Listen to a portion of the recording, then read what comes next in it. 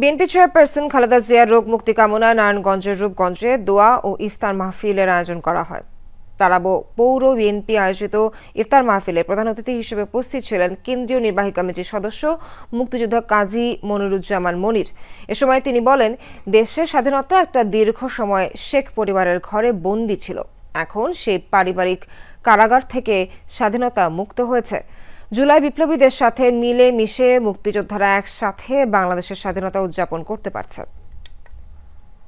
মুক্তিযুদ্ধকে শেখ মুজিবের পরিবার, শেখ হাসিনা তাদের পারিবারিক অর্জন হিসেবে বারবার এই জাতির সামনে উপস্থাপন করেছে।